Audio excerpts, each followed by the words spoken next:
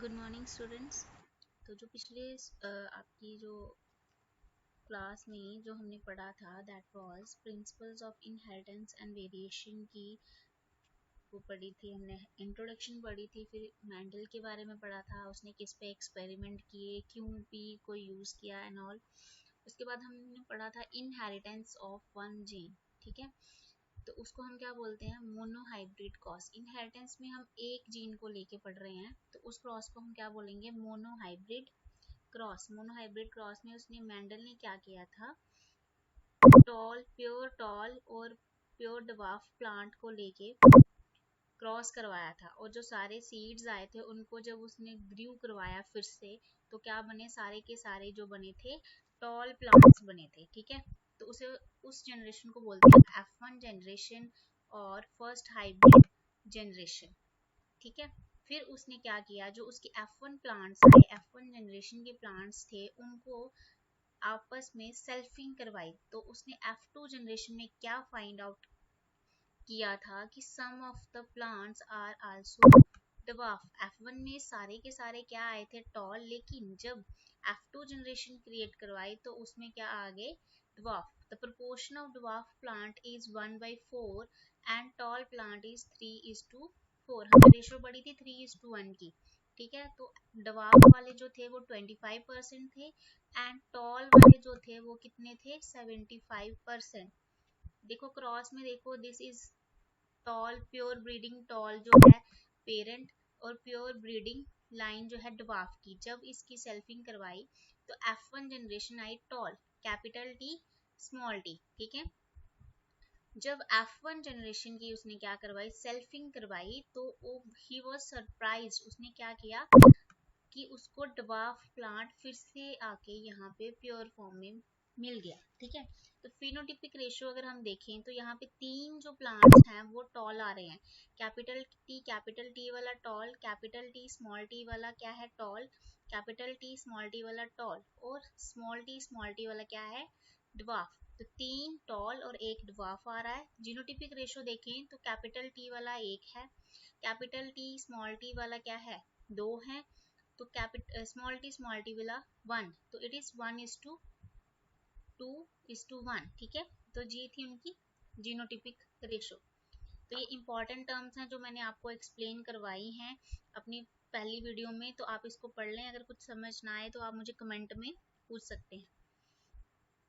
फिर test cross में क्या करवाया, जैसे कि F2 जनरेशन में जो टॉल प्लांट्स आए उसको ये नहीं पता तो कि होमोजाइगस है या हेट्रोजाइगस है, तो उसने क्या किया, उसको टेस्ट क्रॉस करवाया। टेस्ट क्रॉस में क्या किया, जो उसका टॉल प्लांट था जिसका जीनोटाइप उसको नहीं पता था, टॉल इसमें उन्होंने फ्लावर कलर का लिया। ठीक है, वायलेट एंड वाइट कलर के फ्लावर्स का जो ट्रेट था, वायलेट वाले क्या है, डोमिनेंट है, एंड वाइट वाले जो हैं वो क्या है, रिसेसिव हैं।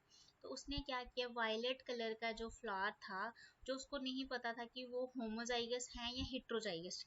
होमोजाइगस मीन्स अगर कैपिटल डब्ल्यू, कैपिटल डब्ल्यू दोनों कैपिटल हैं, दैट इज होमोजाइगस। और ठीक है, ये है आपकी होमोजाइगस कंडीशन और ये है आपकी हेट्रोजाइगस कंडीशन। तो उसको जीनोटाइप नहीं पता है, अगर उसको फाइंड आउट करना है तो उसने क्या करवाया, अपने अननोन नाउन जो था प्लांट, जो वायलेट कलर के फ्लावर वाला, उसने उसका रिसेसिव पेरेंट के साथ, रिसेसिव पेरेंट उसका आएगा वाइट कलर के फ्लावर जिसके प्लांट होंगे, इसमें दोनों क्या है, स्मॉल डब्ल्यू है। ठीक है, तो उसने क्या किया, उसका टेस्ट क्रॉस करवाया। टेस्ट क्रॉस में हमेशा हम रिसेसिव पेरेंट के साथ करवाते हैं टेस्ट क्रॉस। तो अगर उसके सारे के सारे वायलेट आए तो इट मीन्स जो उसका अननोन फ्लावर है वो होमोजाइगस डोमिनेंट है।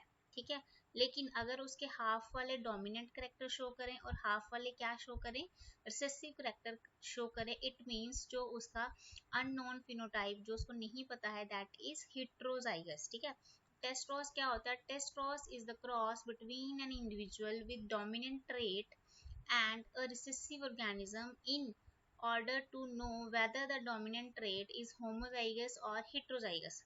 तो ऐसा प्लांट या ऐसा ऑर्गेनिज्म जिसका आपको जीनोटाइप के बारे में नहीं पता है, उसको फाइंड आउट करने के लिए आप क्या करते हैं, डोमिनेंट वाला जीनोटाइप नहीं पता है तो आप उसको टेस्ट क्रॉस कराते हैं विद रिसेसिव ऑर्गेनिज्म। तो हमेशा किसके साथ करवाएंगे, रिसेसिव ऑर्गेनिज्म के साथ करवाएंगे। तो अगर सारे के सारे जो न्यू प्लांट्स उनके क्रॉस से बने वो अगर डोमिनेंट करेक्टर शो करें, इट मींस जो आपका अननोन वाला है वो होमोजाइगस कंडीशन में है। अगर half of the generation show करे डोमिनेंट करेक्टर और हाफ ऑफ द शो करे रिसेसिव करेक्टर, इट मींस जो आपका अननोन फिनोटाइप है, अननोन जीनोटाइप है। फिनोटाइप तो हमें पता होगा, जीनोटाइप जो है अननोन है, इट मींस वो क्या है, हेटेरोजाइगस कंडीशन में है। ठीक है, तो इन ऑब्जर्वेशन के बेसिस पे, जो मोनोहाइब्रिड क्रॉस के बेसिस पे जो उसको ऑब्जर्वेशन मिली, मेंडल ने प्रपोज किए 2 लॉ। ठीक है, इसके टोटल 3 लॉ हैं, 2 जो हैं वो बेस करते हैं ऑन मोनोहाइब्रिड क्रॉस पे, और जो लॉ ऑफ इंडिपेंडेंट असॉर्टमेंट है that is based on dihybrid cross. ठीक है, डाइहाइब्रिड मीन 2 जीन्स को लेके, मोनोहाइब्रिड मीन 1 जीन को लेके उसने जो क्रॉस करवाया। फर्स्ट लॉ है लॉ ऑफ डोमिनेंस। इसमें क्या होता है, करेक्टर्स और controlled by discrete units called factors. तो मेंडल ने कहा जो भी करेक्टर्स हैं हमारे अंदर उनको कौन कंट्रोल करता है, डिस्क्रीट यूनिट्स, जिनको हम क्या बोलते हैं, फैक्टर्स। अभी हम उनको बोलते हैं जीन्स। ठीक है, factors always occur in pair. जो फैक्टर्स हैं, जो जीन्स हैं वो पेयर में होते हैं। देखो हम हमेशा क्या लिखते हैं, कैपिटल टी, कैपिटल टी। ठीक है, यहाँ लिखते हैं स्मॉल टी,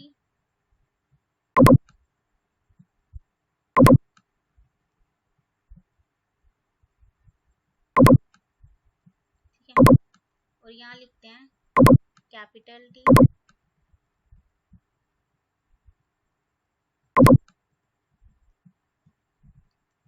स्मॉल टी। ठीक है, तो हम हमेशा इनको क्या लिखते हैं, पेयर्स में। तो फैक्टर्स जो हैं ऑलवेज पेयर में अकर करते हैं, और जब इनकी गैमीट फॉर्मेशन होती है तब ये क्या होते हैं, सेपरेट होते हैं। ठीक है, इन अ डिसिमिलर पेयर ऑफ फैक्टर। ये देखो, ये फर्स्ट वाला आपका सिमिलर पेयर है, दोनों टी है, capital T. This one is also क्या है, सिमिलर, दोनों स्मॉल टी है। और this one is dissimilar pair, क्या है इसमें, एक स्मॉल है एक लार्ज है। ठीक है, one member of pair dominate the other. इन दोनों में से एक मेंबर जो है वो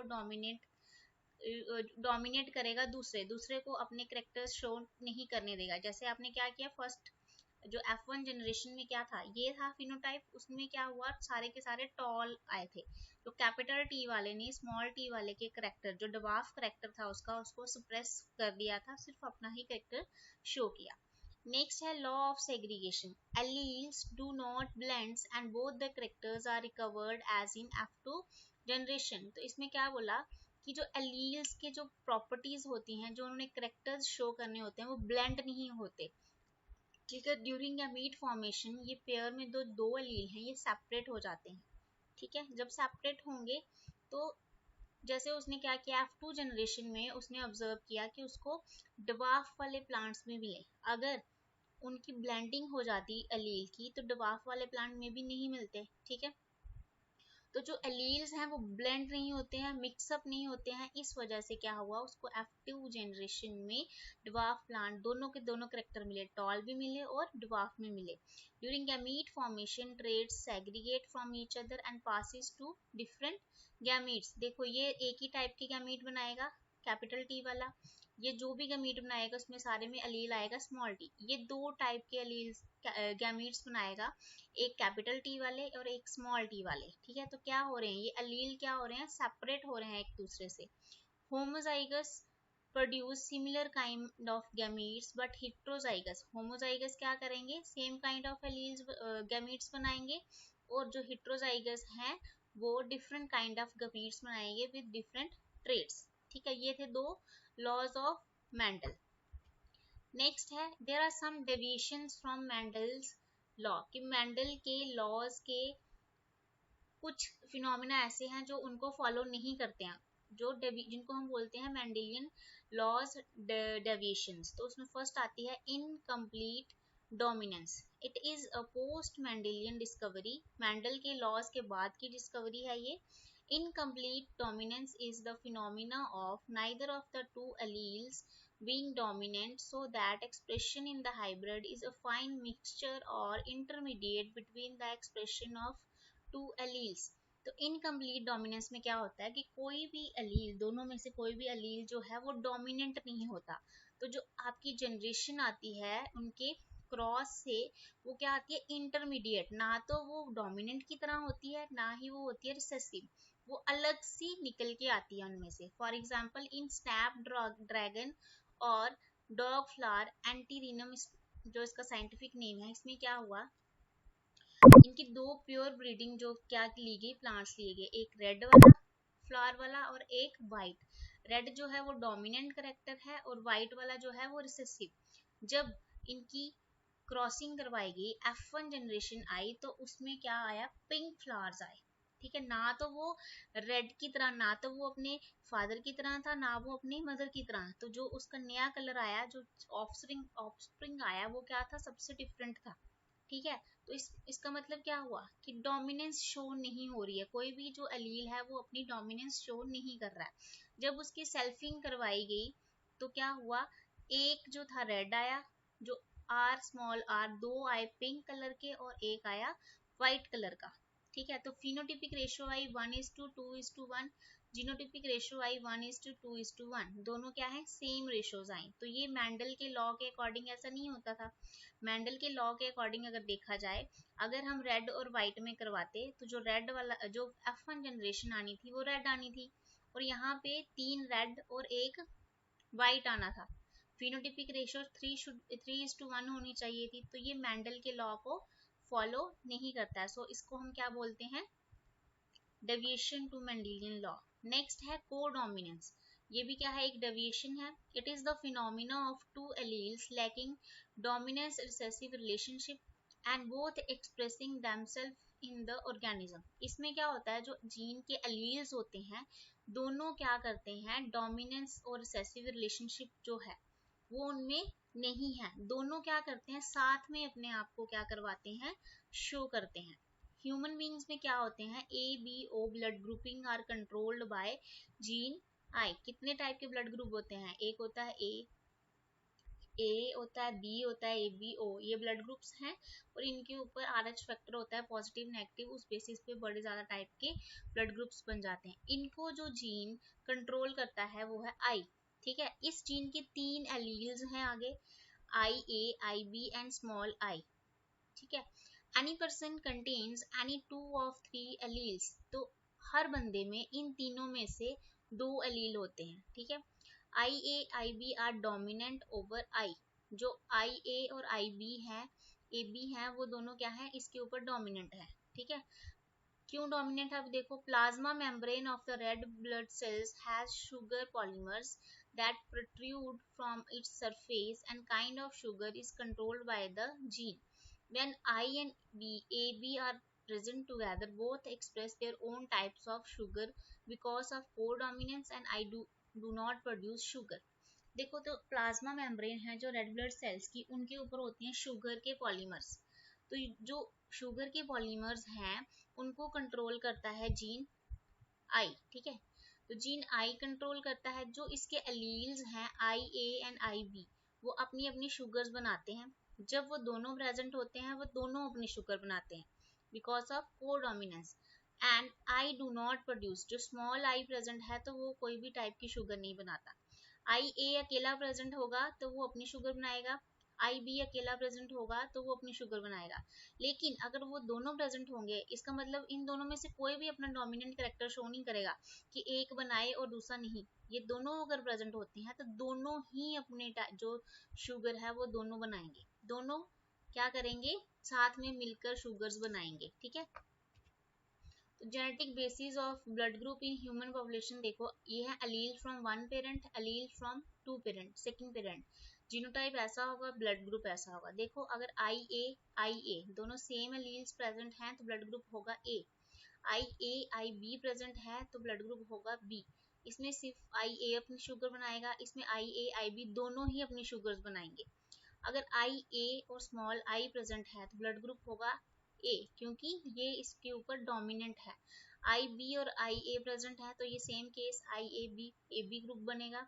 आई बी है तो आई बी आई होगा तो बी, स्मॉल आई को क्या करेगा, डोमिनेंट। अगर दोनों में से आई ए और आई बी दोनों नहीं प्रेजेंट, दोनों पेरेंट से स्मॉल आई आता है तो ब्लड ग्रुप होगा ओ। देखो तो को डोमिनेंस वाला केस ए यहाँ पे आ रहा है, ए बी वाले ब्लड ग्रुप में आ रहा है, ये वाले में। क्यों? क्योंकि दोनों जो है आई ए एंड आई बी दोनों में से कोई भी दूसरे को डोमिनेट नहीं कर रहा, दोनों मिलजुल कर अपना काम कर रहे हैं और शुगर बना रहे हैं, ठीक है। तो ब्लड ग्रुप है ए बी।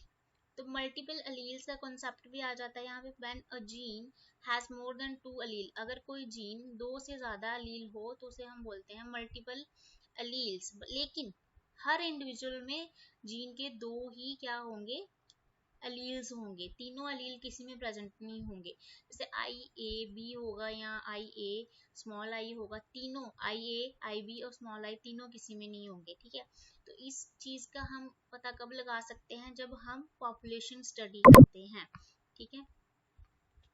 सो स्टूडेंट्स, अब तक हमने पढ़ा कि जेनेटिक्स क्या होती है, ठीक है। मेंडल के बारे में पढ़ा, उसने अपना वर्क कैसे किया, कौन कौन से करेक्टर्स स्टडी किए, इनहेरिटेंस ऑफ वन जीन पढ़ा। उस बेसिस पे हमने मेंडल के दो लॉज पढ़े, law of dominance and law of segregation. उसके बाद हमने पढ़ा deviation from Mendelian laws. First पढ़ा इनकम्प्लीट डोमिनेंस, उसमें एग्जांपल थी स्नैपड्रैगन की। दूसरा पढ़ा को डोमिनेंस, जिसमें एग्जांपल थी ह्यूमन ब्लड ग्रुप्स की एंड मल्टीपल एलील्स। तो जो नेक्स्ट टाइम हम पढ़ेंगे इनहेरिटेंस ऑफ टू जीन्स, ठीक है। आई होप आप लोगों को सब समझ आया होगा। अगर आपको कोई डाउट हो तो आप कमेंट सेक्शन में जरूर पूछ लीजिएगा, ठीक है। Thank you students.